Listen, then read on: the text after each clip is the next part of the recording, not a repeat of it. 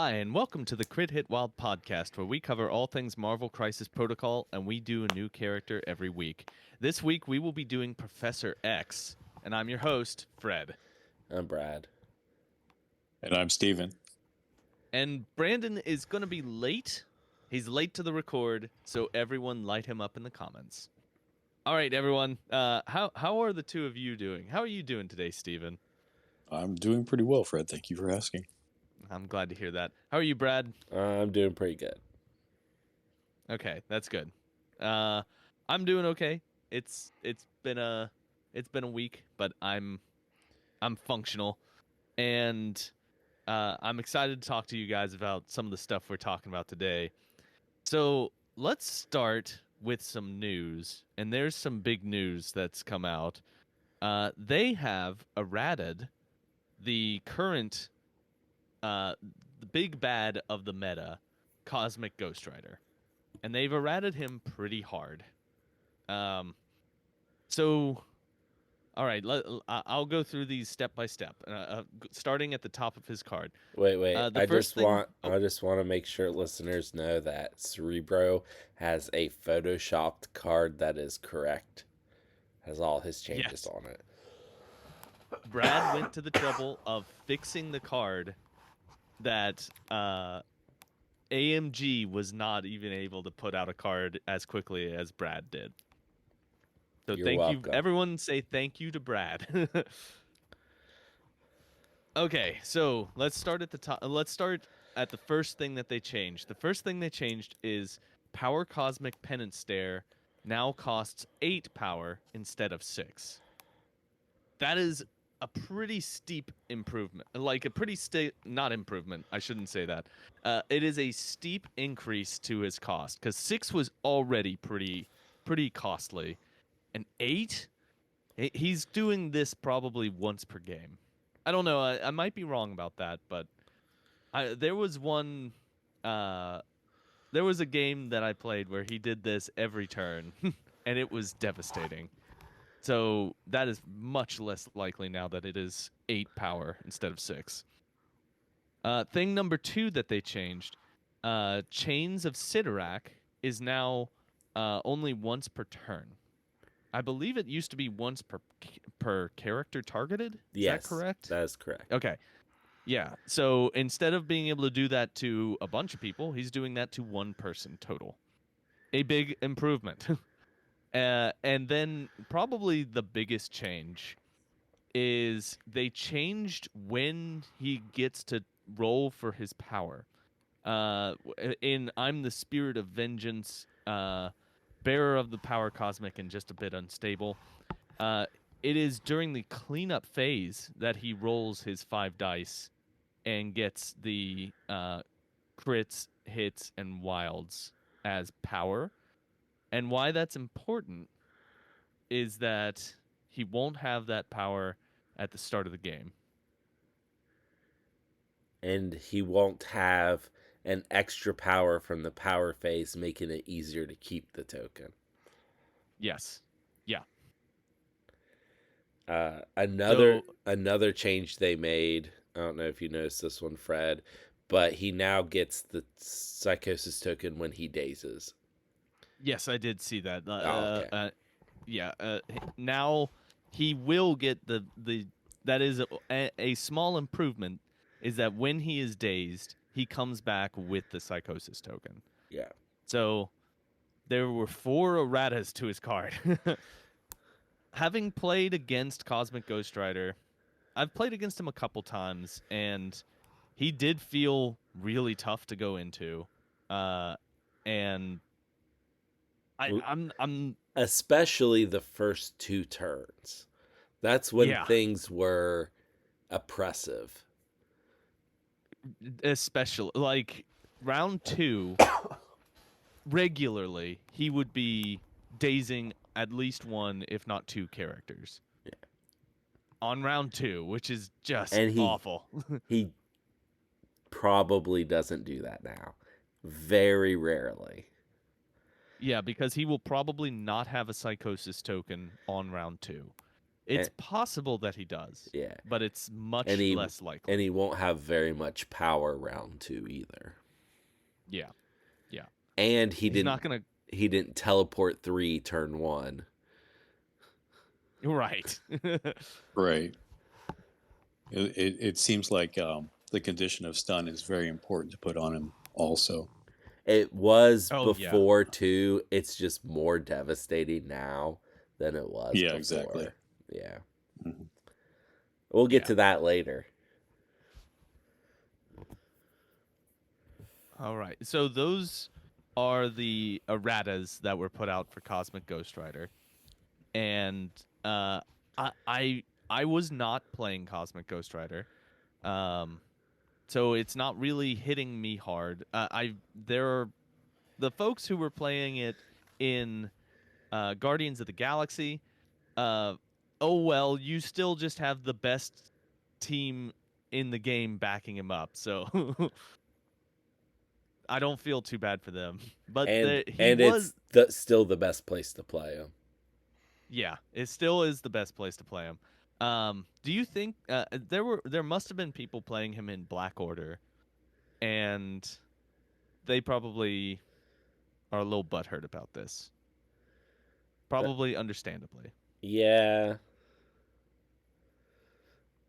So I understand being frustrated that this new toy has been not taken off the table, but has been a little bit reduced in its power. But it's probably for the best of the game. This guy was a little bit too good at 6 points.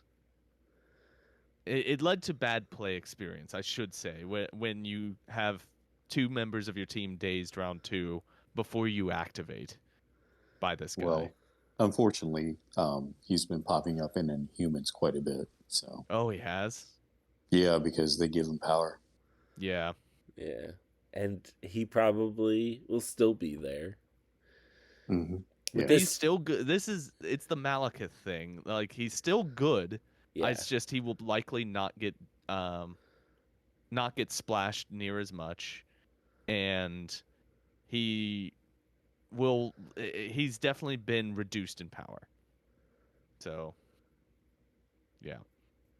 Uh when Brandon gets here, I'd like his take on it as well, but my guess is that he's not going to like this. I might be wrong about that. We'll see.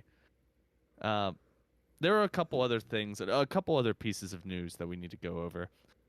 There were some new tactics cards that dropped for Shadowcat and for, I guess, Magic.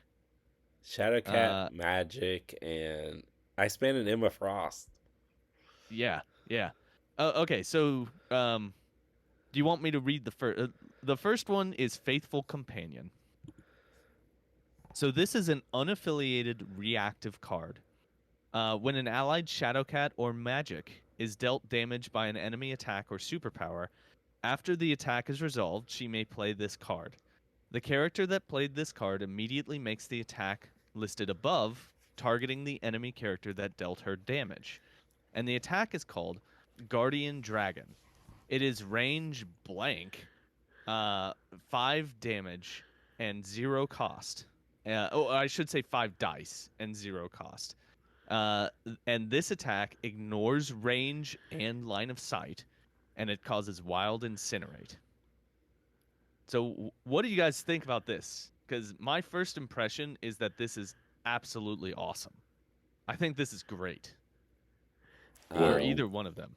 It's a cool card, but you can only take 5 to a game. Yeah, that's true. Uh, how often does Magic just get like tagged and taken out? And this More lets than I'd her, like. yeah, because people see her as being a weak target that can't really hit back, and this at least is gonna have to make your opponent think about it. Here's the problem: if she does get one shot, you can't play the card. Well, that's true. She has to take But damage and oftentimes survive. she gets 2 shot, like someone True. attacks and then attacks again. True. So well, yeah, I believe this card becomes more valuable if you run both Shadowcat and Magic in your squad. kind of like if you run Luke Cage and Iron Fist in your squad, Heroes for Hire becomes a little bit more valuable because you have two instances to play it. Yeah, you're absolutely correct. Uh, I think this is if you were playing both of them in your squad, you are taking this card. I think there's no question. I mean, I don't know. I don't play X-Men, and I know they have a lot of very good They cards. have a So I lot guess, of very good cards, Fred. yeah, yeah. Brad, why don't you weigh in here? Like, I guess you have already. You've said that. Yes. Yeah. It's Yeah. it's a Well, good card. It's just like number, I don't know, 10 of the 5 cards you would take. Yeah. Okay. it's sort of like exceptional healing. If you have one healing factor character, you probably don't take exceptional healing. It's when you get two or three, like I said, the more people that can use it, obviously, the more valuable it becomes. So Yeah. you just have to weigh that difference. All right. Well, that's that power. Um, does someone else want to read Hold Still? Um, I'm getting it right now. okay. Hold Okay. still. Hold Still. All right. It is an unaffiliated, it is an active, and it is an action. Shadowcat may spend 3 power to play this card. Choose an enemy character within 3 of Shadowcat. Place Shadowcat within 1 of the chosen enemy character. Shadowcat makes the attack shown above, targeting the chosen character. And this is an energy attack called Phase Disruption. It has a range of 1, strength is 6, power cost is 0. On a wild, it causes nerve damage. Before damage is dealt, the target character drops all objective tokens it is holding. And then on a double wild, it has the shifted power. After this attack is resolved, place the target character within 1 of this character. Okay. So I think that Shadowcat is great as a character. What do you guys think about this? What like I think it's very good because it lets her. You need to get a wild trigger, but it lets her play a game that the Web Warriors love to play, which is haha, you're not holding your objective tokens anymore. And if you get a double wild, you can place them as far away as you can, and I guess within you can swap their location against you and then run the other direction if with the second action, Right. Well, like after you pick up their objectives. this card is decent. I mean, it's action compression, right? It's basically a place and an attack all in one. Mm-hmm. Which So, is something she has built in. Yeah, right. she's Is that already doing this. The Web Warriors comparison was very good because Miles does everything this card does, only easier. He has a drop the objective tokens that's automatic. He has a throw on his attack that is a single wild. Like Listen, you're not wrong. Miles this is fantastic. We this gave him an card S. Or this card's bad.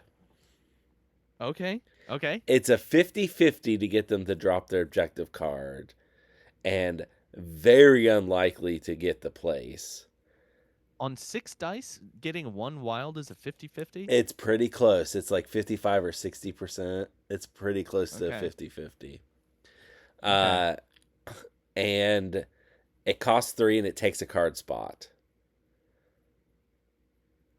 Okay. This do you think this is going to fall into a lot of the attack cards? Yeah, where it's not going to get played. It's just bad. not going to get played. It's bad. Huh. Okay. I don't disagree. I think that there's in a game where you have to really figure out exactly what tactics cards you're going to take because you can only take 5.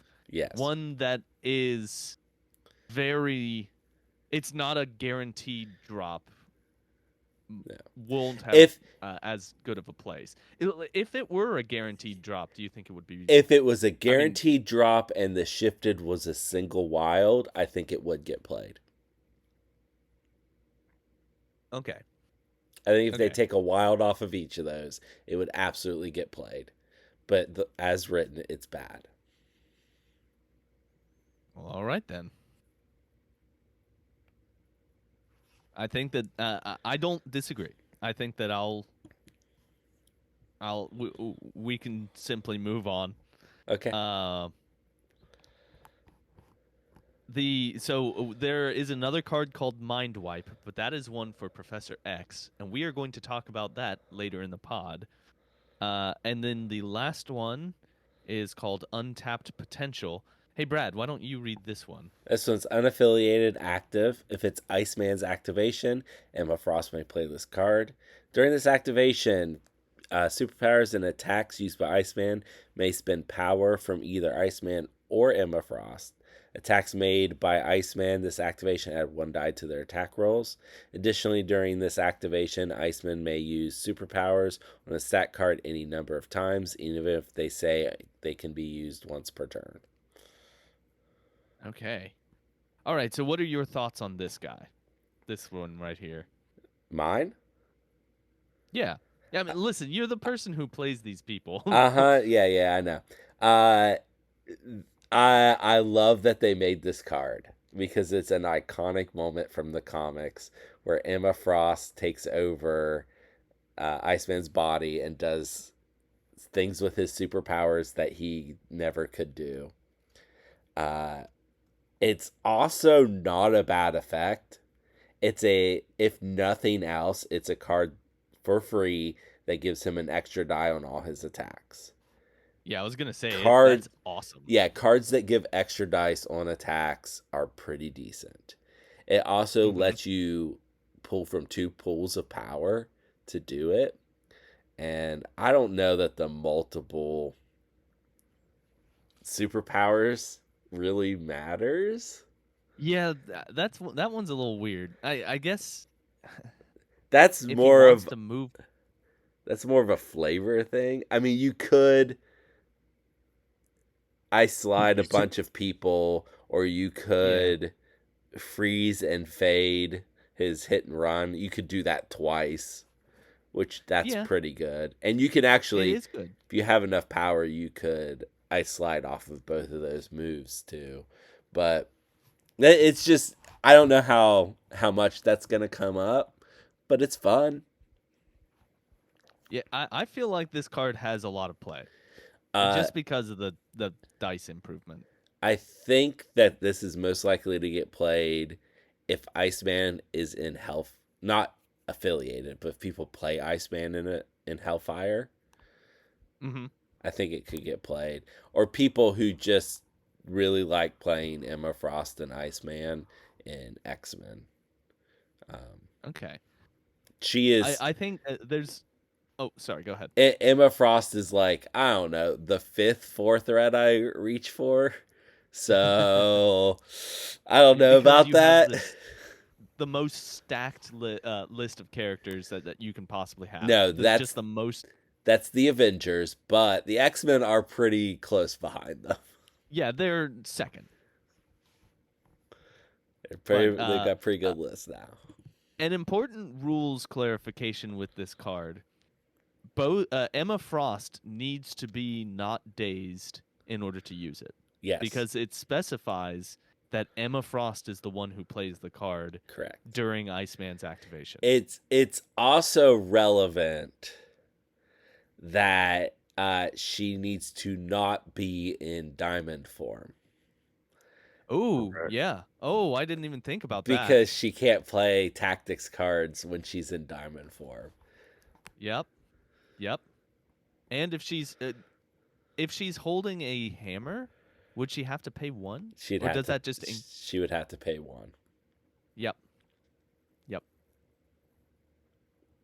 All right. Well, those are the new tactics cards that that we're covering right now. We're gonna cover Mind Wipe later. Um, I I I like. Uh, We were just saying how two of them are not good. I think that I like that they're just putting out cards for that have attacks on them for Shadowcat. Uh, I think Shadowcat. Oh, they're fun cards to play with your friends, not at a tournament. Yeah, they're very thematic. They are very Yeah. thematic. All right. Well, so that's the news we have from AMG so far. We need to talk about tournaments that are coming up. There is a tournament coming up this Saturday. That is Saturday, February the 17th in South Charleston. I will unfortunately not be able to attend. I'm going to be out of town. But I know Brad will be here. I'll be there. So anyone who wants to get some games in against Brad, come on down. And Beat his ass. and hopefully other people. Yeah, hopefully some other people are going to show up. On the 24th of February is a tournament at Fabricators Forge in Pittsburgh. That's always a good time. So everyone should, if you're nearby, should head over there. And then coming up in the near future on March 9th, there is going to be a tournament at Missing Falls Brewery in Akron, Ohio. So I do plan to be there at that one, as does Brad, as does Brandon. Several other folks are planning to be there. I think you're going, Steven, right? Maybe. That's very touchy because Okay. I'm leaving for work and I'll be getting home maybe around that time. Okay. So we'll see. I know So that basically the whole Charleston crew is going to be there. As Fred said, Fred, Brandon, and I are going to be there. Borker will be there. Jared, I think as of Thursday, is going to be there. Basically, all the people who show up weekly Mm-hmm. to game night. Yeah. A lot of the Cleveland crew showing up too because it's only 30 minutes away. So. Yeah, well, yeah, that's nice. It's a much further drive for us. And I know. And there's several Pittsburgh people signed up as well. Yeah. So it's going to be a party. Yeah. Are there slots still open? Do you know? I believe so. Okay. It does cost $40 entry fee. But that gets you a pass to the lunch buffet and a drink ticket. And this tournament requires that you be fully painted. So keep that in mind when you're building your roster. And that is it for upcoming tournaments that I know of so far. So let's move on to games that we've played recently. So I played several games on Thursday. I played 2 games, and they were both against Brad. Yes. Brad, do you have games that are against anyone other than me? Yes, I do. Go ahead and talk about Fred. All right. So I played 2 games against Brad. I was playing my Spider Foes list, and Brad was playing X-Men in both of them. In the first game, I played. It was Sword Base and I think Spider Infected, and I was playing with Ghost Rider as an unaffiliated 5 in my list, and Brad was playing with Jean Grey. I did. And a crazy choice, and even more crazy, Brad crushed me in this game. Like, he just got ahead on scenario, and I could not stop him from running away with the game. He just stayed ahead on scenario, and was kicking my butt. Otherwise, also, like, what happened first turn that was pretty cool? Yeah, round 1, Lizard gets dazed because Jean Grey. Lizard moves up and takes the center point, takes the center Spider Infected. Then Jean Grey moves him into my own Sinister Trap, and then he has moved even closer to his lines, and all of his people just beat him to death. So Lizard got taken out and was essentially not in the game from that point forward because he, after getting taken out, he then the next round got pushed all the way to the side just by sword base and by other situations. I forget exactly It's what happened, probably but Cyclops. yeah, probably Cyclops. You probably got to push off on him. Yeah, it was bad. Jean And Grey then also got dazed first turn, but yes, she did. Yeah. Uh, oh, and I should say that I did KO Jean Grey in this game. I don't think Jean Grey did a whole lot, honestly. after that first turn, not really. Yeah, yeah. Oh, Uh, she like threw your Ghost Rider around a little bit. that's true. Yeah. Yeah. Uh, our second game, like it seems like it's exactly the opposite of our first game. As in, I got ahead on scenario early, and I stayed ahead on scenario the entire game. It's because I It didn't play was Jean Grey. because you didn't play Jean Grey. um, the notable takeaways from this game: Black Cat versus Iceman is a hilarious fight. They basically just slapped each other, couldn't take each other out at all. Yep. This one was much more in my favor because it was way more spread out. This was instead of being sword base, it was Infinity Formula, No, Mutant Madman. and oh, it was Mutant Madmen. I knew it was a B. Yeah. It was Mutant Madmen, which I feel like I'm better into, and what it means is that all the fights, and there were fights happening at every point of the B. So we both had people deep in enemy territory. And I feel like spider foes just or are just tough enough to survive that kind of fight and then throw X-Men away. As long as you're not ganging up on specific ones. And so I just was able to tough out his attacks and survive the fight and won the game on scenario. And those were the two games that I played. Steven, Yes. have you played any games recently? Well, I actually played in the Sweets and Geeks tournament yesterday. Oh, you did? How yes. did that go? Well, it went pretty well. I went 2-1 in that situation. Lost Okay. on the last table to Gilberto. I was playing New Steve Avengers, and I was having a good time with it. First person I played was a gentleman named Matt, who came all the way up from Columbus, actually. We had a very good game playing Montesi and Deadly Meteors. Played at 17. He ran Red Skull 1, Loki, Killmonger, and MODOK. I ran Steve, First Avenger, Scarlet Witch, Cable, and Sam. And I ended up winning that game 17-6. Oh, my. Mm-hmm. That list you brought is awesome, I want to say. You like that Yeah. list? Yeah, I do. Scarlet Witch and Cable in the same list is tall and really hitty. Yeah. Witch is a good counter for MODOK. So. Yeah. Then I played Cody, who's one of our locals up here that I play with at Recess Games.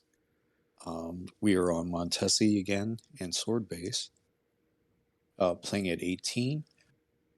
He was playing Red Skull 1 again.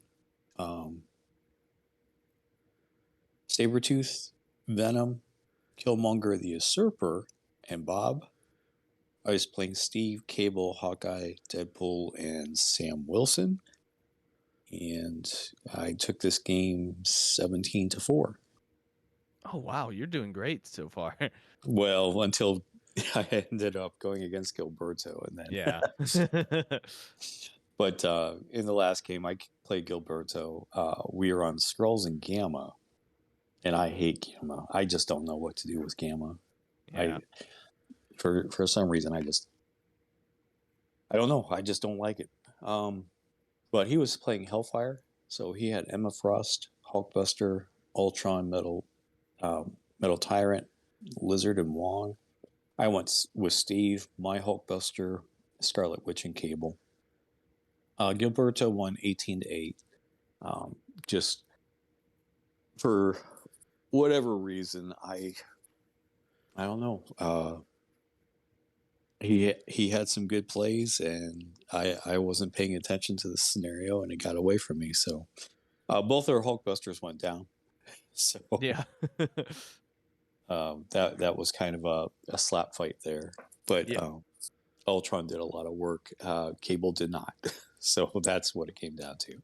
Okay. And then I didn't put Witch forward into the fight, which I probably should have done. And then Steve got taken off the table, so things kind of went downhill from there. So Gilberto played a good game, and he ended up winning, and I came in second. So All right. so there we are. In your second game, you played against Killmonger Usurper. Mm-hmm. How did he do? How did Killmonger Usurper do? I did not get to see him do anything because I scored the game out in round 3. Okay. So he didn't really even get to do what he wanted to do. No, yeah, because it was just one of those things I didn't see a whole lot because, like I said, I picked on Sabretooth quite a bit, and then Cable, was holding down Venom pretty well. Sam did a shield throw and was, knocking other people off because they were only size 2. Mhm. Bob tried to, his little rocket, his excessive violence, and I think he was hitting Steve. I'm not really sure, but he only did 1 damage out of Oh the whole thing. wow. Well, I upped Steve's defense, and then Cable upped Steve's defense also. I was Oh, rolling okay. 8 dice against that attack. So Okay. Then that makes sense. All right. right. Cable with Steve and Sam, it's pretty good combo for defense. Yeah, I can imagine. So, but no, unfortunately, I didn't see Killmonger or Usurper do anything. Like I said, because I scored the game out, and Cody's like, well, that's why I picked him because Venom, Sabretooth, and Killmonger, they all have those attack backs. So, Yep. It's the theme that he was going for. great, yeah, exactly. And of course, with Red Skull, that makes sense because then you would get power, obviously, from your attack backs and be able to do more later. But like I said, I scored that game out really, really quick. So, All right. Well, oh, by the are way, those? Sorry. by Go the ahead. way, if you guys ever have a chance to come up here to Sweets and Geeks for a tournament, I would suggest it. This is, remember the old lumber yards, right? They had this huge building. No. Old lumber. Oh, wait. You mean in just the concept of an old lumber yard? Yeah, Okay. because I thought you were talking about a specific place, and I was like, no. no, like when I was young, we used to go to Carter Lumber, right? And it was this huge warehouse, and then they had all the wood in the back, right? And then you would get that for your projects at home. This is a converted lumber warehouse. It is huge. There are Really? candies. There are confections. There's a soda fountain. There's a gaming area. There's any kind of candy that you can think of. They have. They have Legos. they have they have over 2,000 Funkos. I mean, it's an amazing place to tell you the truth. So It sounds awesome. yeah, I actually had a orange creamsicle soda, which was quite refreshing. Wow. Okay. Uh, I need to go there at some point. It sounds great. Yeah. Well, If you do, let me know, and I'll guide you. okay, I will. So Brandon has joined us, everyone. He is here, in theory. Am Uh, I though? Am I yeah, there though? he is. I just try to be sneaky sometimes. Yeah, Fred he always is. catches me. I'm looking at the screen. I can see who's in this group. Uh, well, Brandon. I'm gonna let Brad talk. Brad, Yeah. what are some games that you've played recently? So after I played my 2 games against Fred, I played a game against Borka.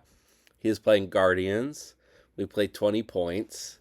Um, he played Cosmic Ghost Rider, Peter Quill, and some other stuff.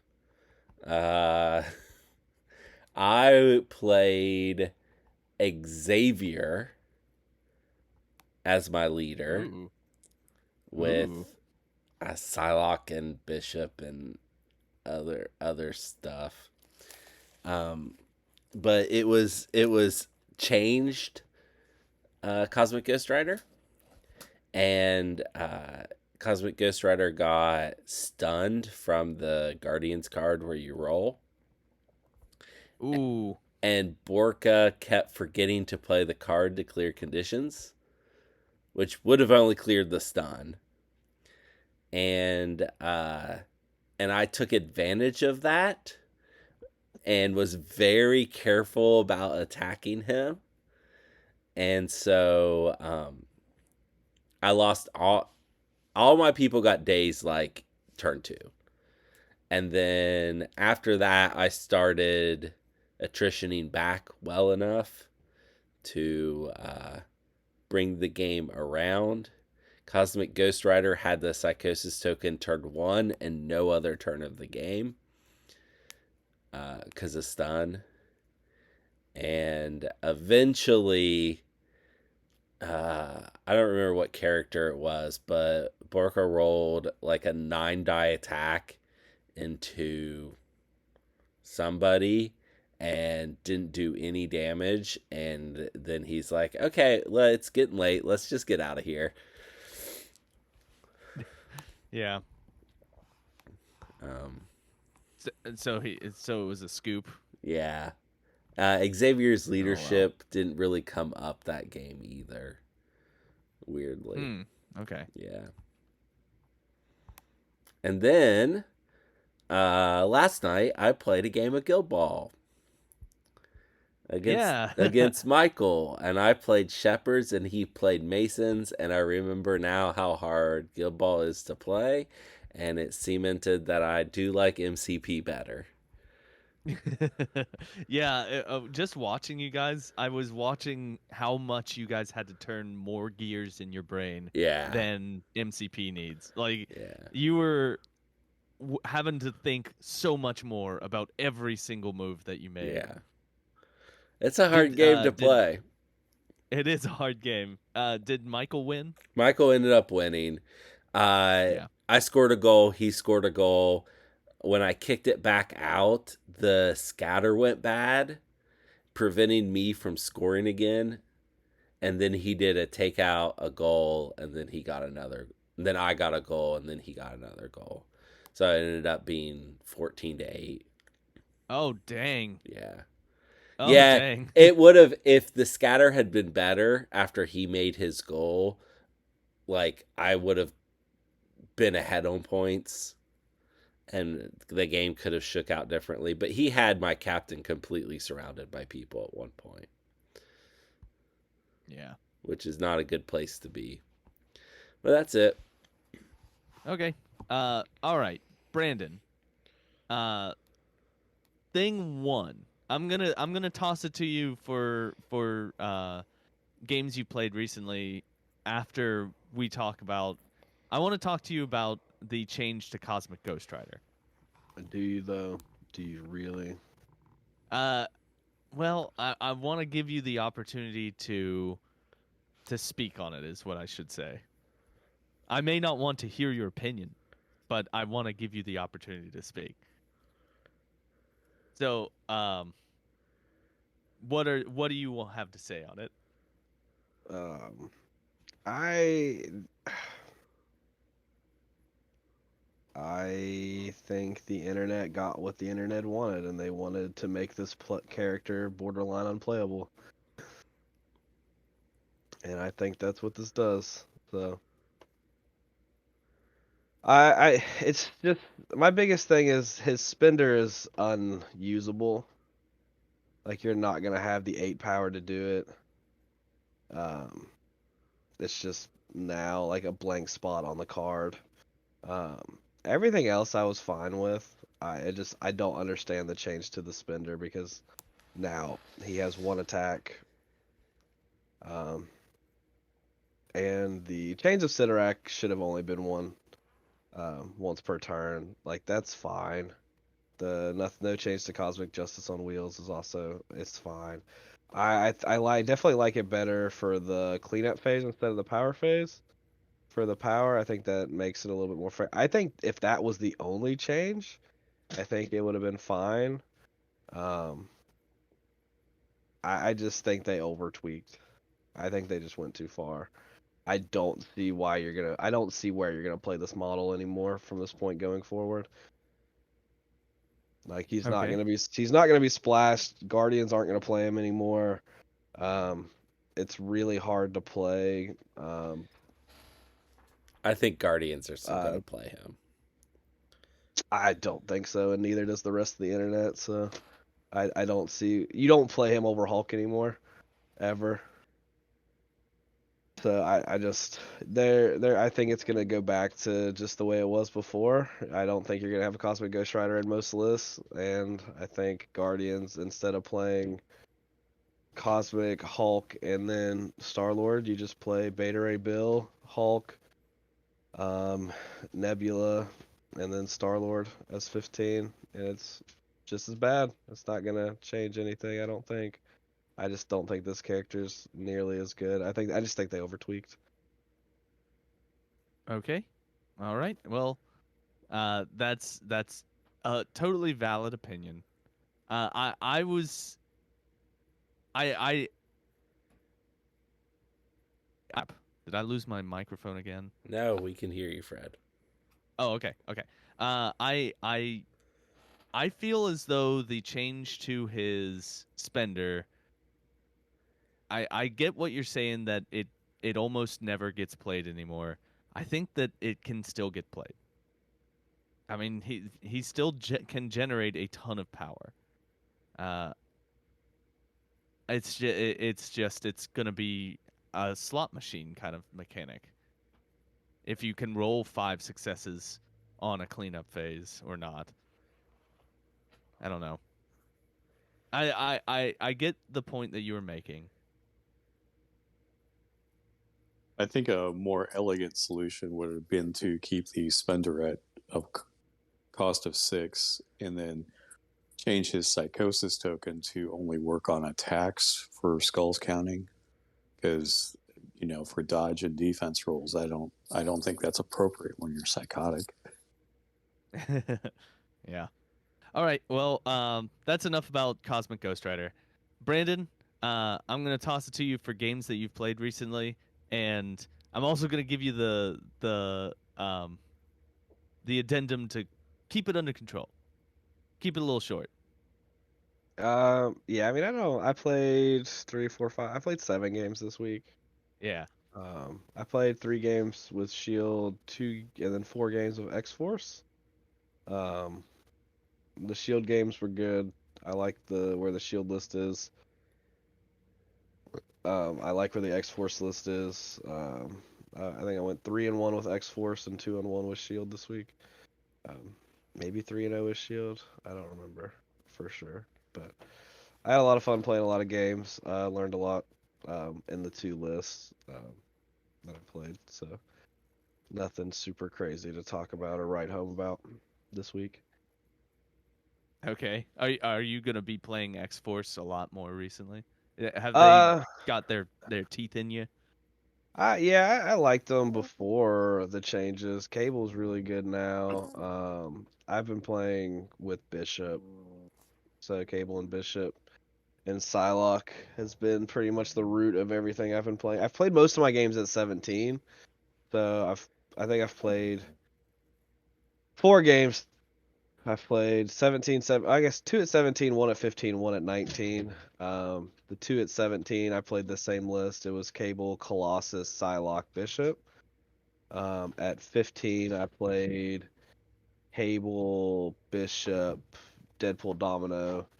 And then at 19, I played Cable, Bishop, Psylocke, Deadpool, Domino. All right.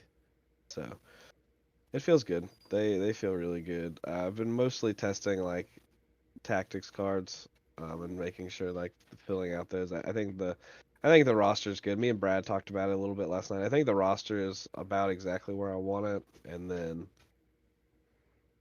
the tactics cards. I was testing out some to see if they were good enough.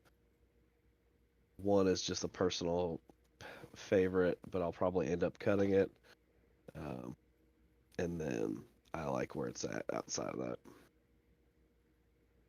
All right. And is that all that you have to say on games you played recently? Yeah, I don't remember. So I played the games on Tuesday, Wednesday, Saturday. I don't remember much about the games I played on Tuesday and Wednesday. And then I remember my games Saturday, but it's not. The first game I lost, I played Borka, and the first game I lost was bad, and then the second game was kind of dicey, in my favor. So All right. Well, let's move on to the guy that we are here to talk about today. And that is Professor X, otherwise known as Charles Xavier. His defensive stats are 2 physical, 2 energy, and 6 mystic. He has 6 health on his front side, but only 5 on his back.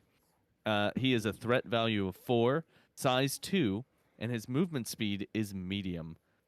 Hey, Brad, why don't you talk about his attack suite?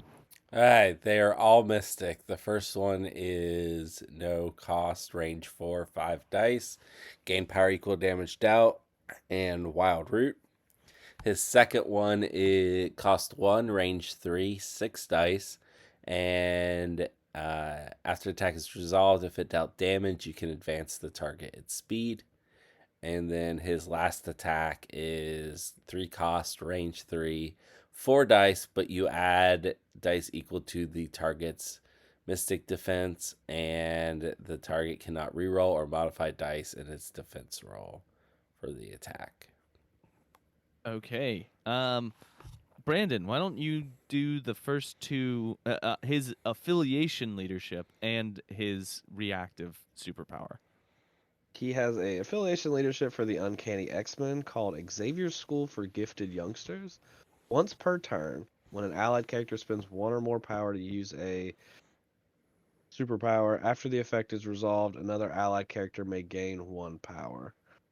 And then a reactive superpower called Professor's Guidance. It has a power cost of X. When another allied character within 4 is attacking or defending, during the modified dice step of the attack, this character may spend 1, 2, 3 power to use the superpower. For each power spent, the allied attacking or defending character may reroll 1 of its dice. This superpower can only be used once per turn. Okay, and Steven, why don't you finish this out? All right, we have 2 innate superpowers. The first one being telepathic lock. When an enemy character targets this character with an attack, it may use its mystic defense regardless of the attack type unless the attacker pays 2 power. And then Omega level telepath. This character cannot be pushed or advanced by effects of mystic attacks or enemy superpowers. Okay, so that is what's on his card. There is a tactics card. But let's talk about what's on his card first. Brad, you've put him on the table. So what is your takeaway here on what he's got going on? He is very power starved. Yeah. Professor's guidance is great. It's been on several characters. And he never seems to have enough power. In fact, his leadership, it feels like I'm giving him power most of the time. I was gonna say, not my like, other models. yeah, it feels like his leadership is there to power him up. Yeah. That's what it's there for. And mental suggestion is so good that Yes. he's not getting power off of his attacks. Right. Yeah. He will be doing mental suggestion whenever there's an enemy within range 3. Yeah. Do you think what was Astral Duel? Do you ever want to use that? What are your thoughts on Astral Duel? Only if they have rerolls or modifies. Okay. I think that's the only time you would use it, is to turn that off. Yeah. Yeah, because I mean, I feel like there's a little bit of scornergy with that attack, where it's better the better your opponent's defense is. Like, That's the more it dice seems you get. kinda- Yeah. Yeah, it seems kind of dumb. Like, It's I don't. great against someone like, it's actually great against someone like X-23, who has a reroll and only has 2 Mystic defense. So it's a 6 versus 2, and she doesn't get a reroll that she normally gets. It'd be great into Craven the Hunter, who has 3 Mystic defense, so it'd be a 7 into 3, and he wouldn't get his reroll. Yeah. Yeah. Huh. Also, and Root is great, but once again, you're hardly ever doing that attack. And I'd also like to state with Astral Duel, it also turns off cover, right? Because It does turn off cover. Yeah. So it might have play into that one. Superpowered scoundrels. That's it. Thank you. Into superpowered scoundrels. Okay.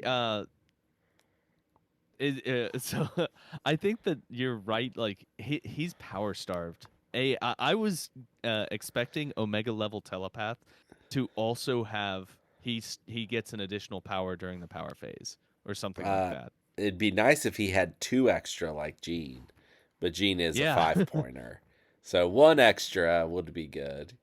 Yeah. Yeah. Okay, Steven, what's your take just looking at this guy? I don't think you would take him against Brotherhood of Evil Mutants, Magneto. Yeah.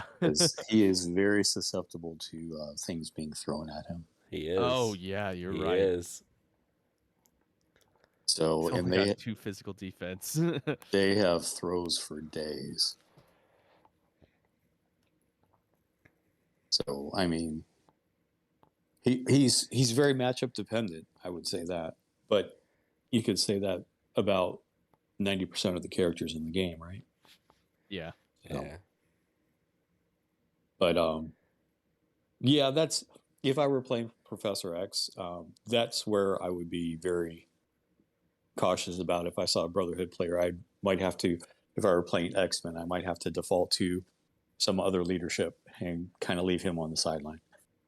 Or even Spider Foes. I mean, Spider Foes have throws on almost everyone. Well, I was using the most extreme example, obviously. Yeah. So. Yeah.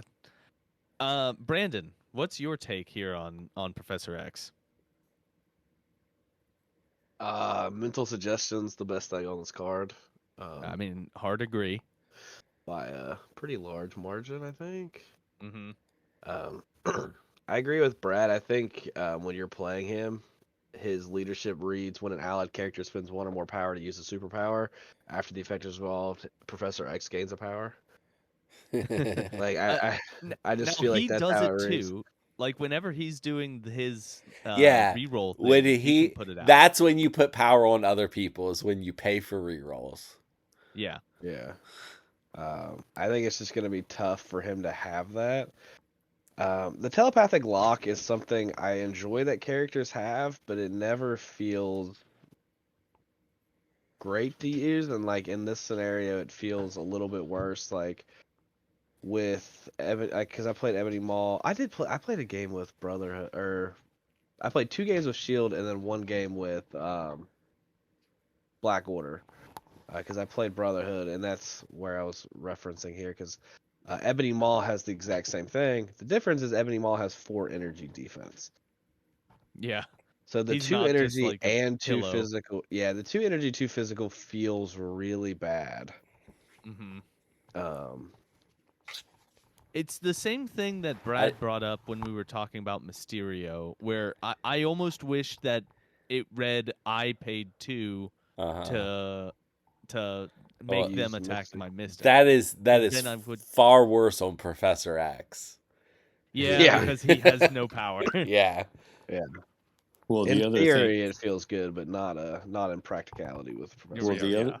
Yeah, the other thing was smoke and mirrors. I mean, Professor X would probably hit the table because with Mysterio, he gets to use his Mystic defense against Throws.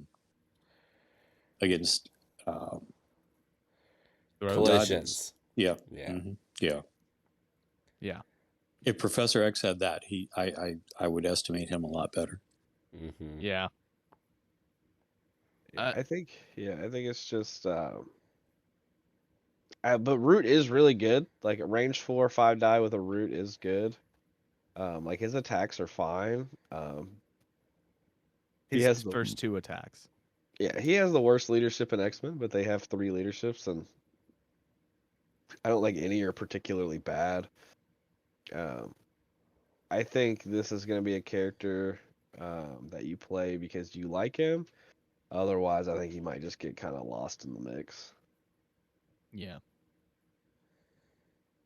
Yeah, that's kind of my takeaway. I feel like he's in a faction that contains Cyclops and Storm with 2 very strong leaderships.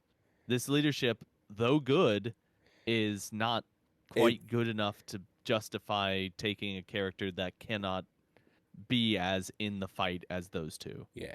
He does have a. It is way more reliable than Cyclops's on a worse model. Yes. He also has a very weird play where on turn 1 you can medium move him to the back, like their back point, and they're probably not going to have the power to change the dice to not Mystic. Huh. You mean just like sprinting to their point? Yeah. Okay. I mean, That's it's actually kind of fun.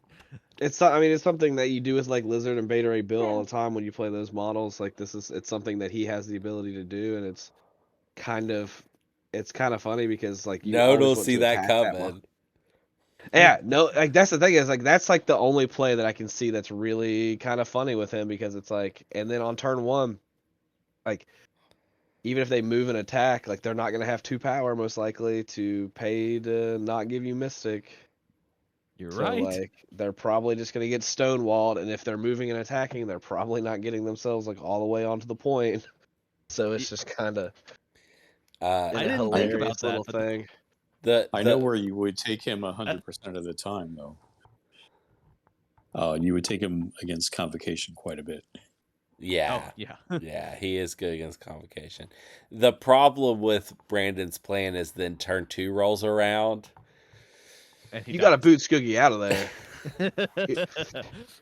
You gotta hope he survives that first action, and you gotta boot Skoogie out of there. You gotta put it in reverse like Terry and get out of there. All right, let's talk about this guy's card. So he has a tactics card that's associated with him. That's called Mind Wipe. It is Uncanny X-Men required. It is a reactive card. When another allied character is dazed or KO'd by an enemy attack or superpower, Professor X may spend 3 power to play this card. Professor X immediately makes the attack shown above, targeting the enemy character that made the attack. And the attack is called Enough. It is a mystic attack. It has, we'll cover the range in just a second. It rolls attack dice 3, and it has 0 cost. The attack ignores range and line of sight. The target of this attack cannot be changed, and add dice to the attack equal to the damage dealt to the dazed or KO'd allied character. And if this attack deals damage, after the attack is resolved, the target character gains the activated token, and if the target character was active, its activation immediately ends. That's pretty good. I don't. I think that's all. It's not a bad attack at all. This is how you make a good attack card. Yeah. I still don't think it's enough. You still don't think it's worth taking? No, because think about when people get dazed or KO'd, it's usually not a one hit. So you're Right, not it's rolling a usually bunch of dice, doing one or one two, damage. and it's Uh-huh. often with the second attack. Mm-hmm. So you're rolling 5 dice to not let them do any superpowers after they've Yeah. attacked. Yeah. Well, with a throw happy meta with some of these characters, if they're throwing a size 4 at somebody, I think this would be valuable because usually somebody like Beta Ray Bill or Hulk starts throwing big things at people, right? Yeah. I mean, So- that it would, but that's a gamble. Like, you gotta kind of know that's coming. You also have to But have then that would 3 power on would Professor shut 'em down. X. right, yeah, but that would shut them down It would. right away. It would. I think it's a really good attack into like Hulks that later in the game where they're one-shotting people. Otherwise, I'm not sure when you actually play this card. Yeah. Okay. So, I guess that's our take on Professor X. Let's give this guy a letter grade. So I think that he's got a pretty good leadership. But it's not quite as good. It's a better leadership than Cyclops's. I don't know how it compares to Storm's. I don't. Probably not quite. Storm's leadership is still the best one. Yeah. I think he just is not that great of a model. I wish that they put more stuff on him and made him threat 5. Made him a threat 5 leader, or put less stuff on him and made him a threat 3. I just don't know how much place he's going to have at threat 4. And do you think you would ever take him when he's not the leader? No. Cuz I don't. No. I like if you're taking him, you're taking him under X-Men affiliation as the leader. I'm giving him a C+. That's what I'm going to give him. I'm going to toss it over to Brad because Brad has put him on the table. See, I was debating between a C+ and a B-. I'm just gonna stick with your C+. I think that's a pretty good place for him. Okay. Steven, what are you thinking? C-. Okay. C-. Yep. All right. I just What did you just give things getting thrown Mysterio? into 'em. What did you give Mysterio? I don't know. Okay. I honestly forget. I was probably in that area. Because I think he's better than Mysterio. Just because of the leadership. I think he's Mysterio better is than only 3 Mysterio because points. Mysterio is only 3 points, and he has a reactive power that he can damage people with. So I mean, and he comes with a really really good tactics card. All right, and Brandon, what are you going to give Professor X? Mental Suggestion does everything that X-Men want to be doing. That's true. I think But I agree with the fact I don't know when you play this model. Um, I don't know if I'm on the fence also if his leadership's better than Cyclops's because I think you're almost always giving him the power. Um, I think Cyclops is such a better model. It definitely impacts it a little bit. I'm with you guys. I think he's a C plus. Just because I think the mental suggestion is that good. Mental suggestion is just super good. It's really the only time I think you could play this character outside of taking his leadership is against Web Warriors. Advancing Gwen's and Black Cat's long can be like backbreaking to their activations. Especially Okay. if you do something like move them long into range 2 of Iceman and give them slow. Yeah. Yeah, like you have so Ooh. much stuff. Like, because you have the ability to then do what they like to do, which is pull people off of points, Yeah. and you can hit harder. Most of the X-Men hit harder than probably most of the Web Warriors.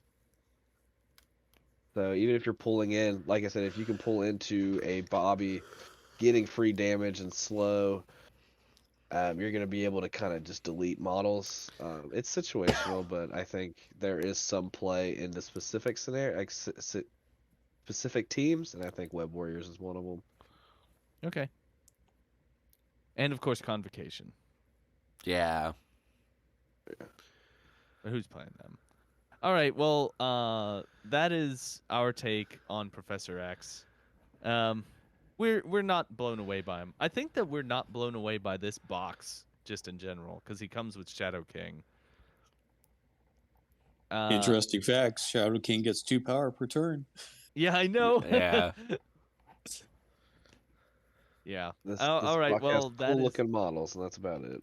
Yeah, that's true. Uh, okay, Brad.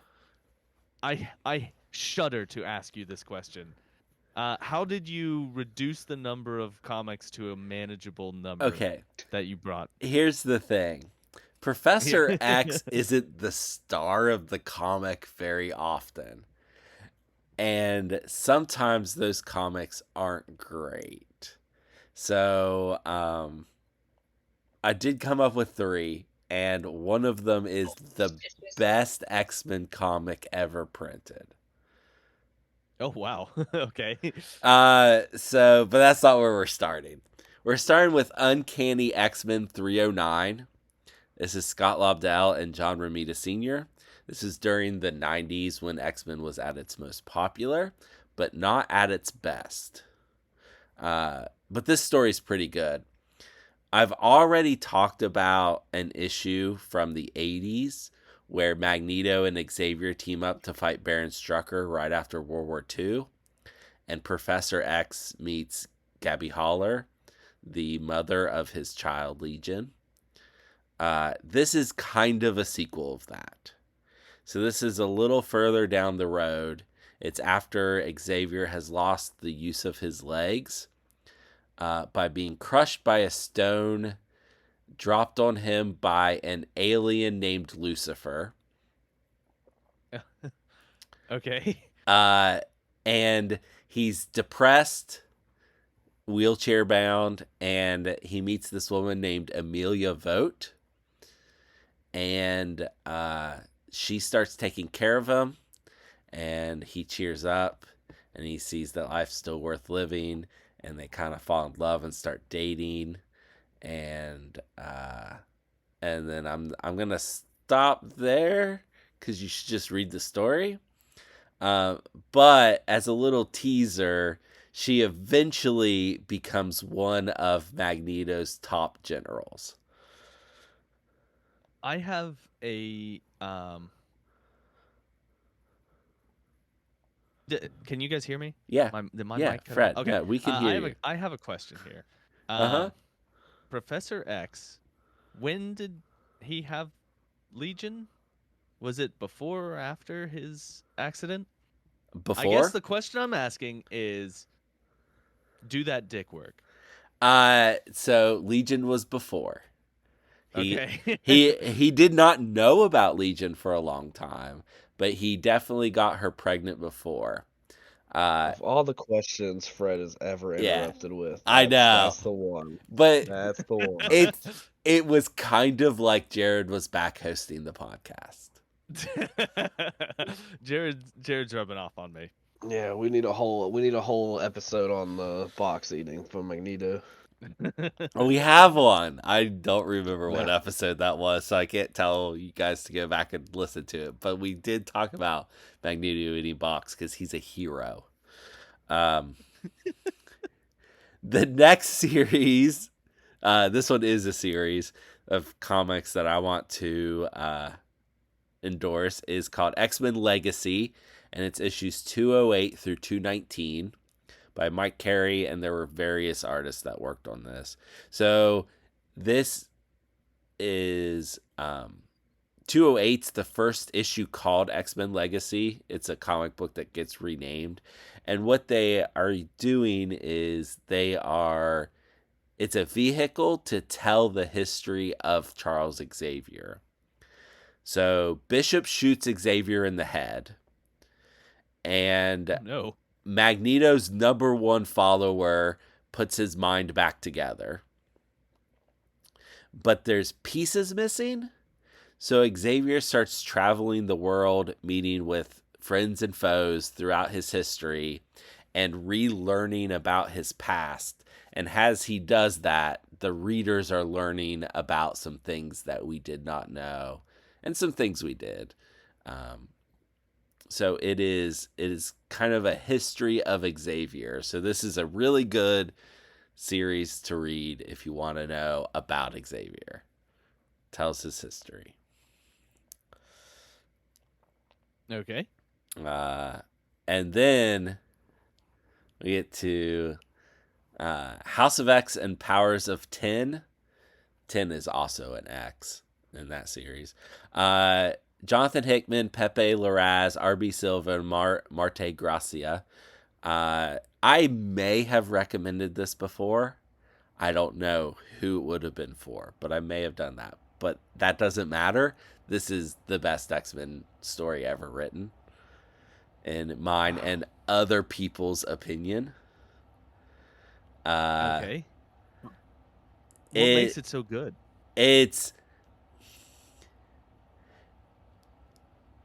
a really good sci-fi story, unconnected to the X-Men, like even if you don't know anything about X-Men, but it also does a very, very good job of incorporating a lot of X-Men history.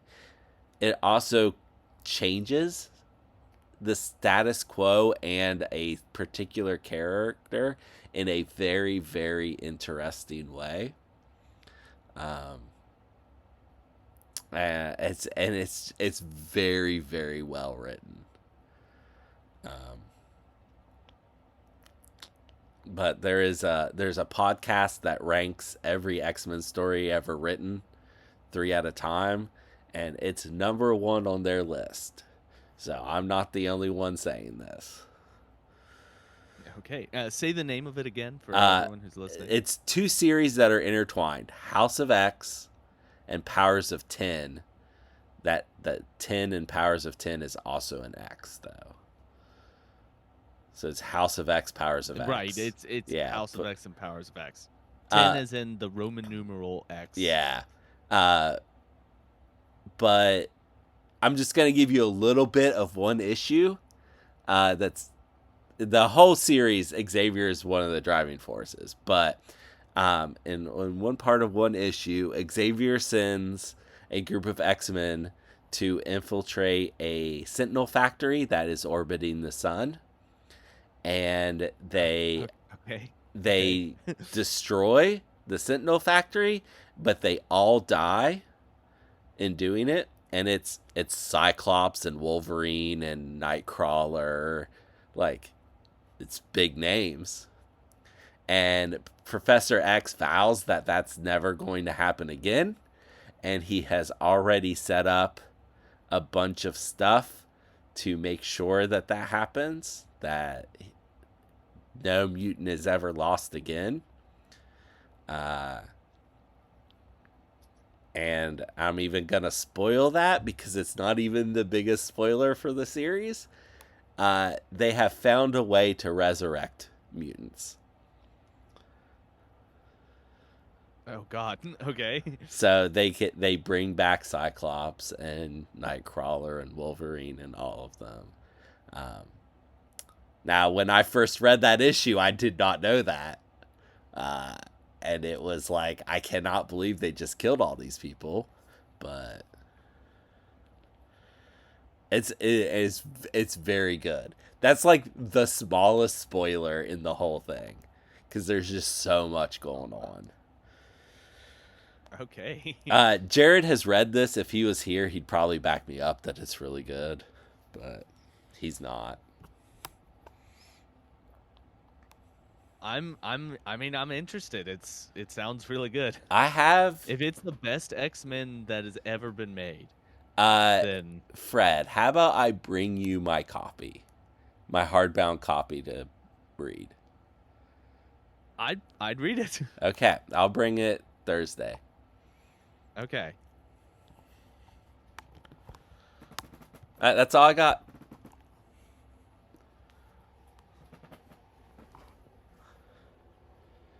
Where do you think that Professor X can really shine on X-Men?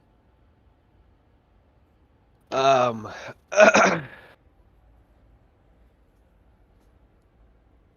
so the easy answer is like any affiliation that can give him extra power. I actually think I like him. I know you mentioned it multiple times. You liked him against Convocation. I think I like him with Convocation. Giving out the rerolls. There's a little bit of crossover where you might be able to even play Uncanny mixed in with it. But I think just having the mental suggestion available plus the professor's guidance are the only things you're probably going to be using him for. I think he could really shine and help out fixing some stuff that Convocation's got going on. Okay. He definitely does the same stuff that Convocation does, and maybe is additive. Yeah.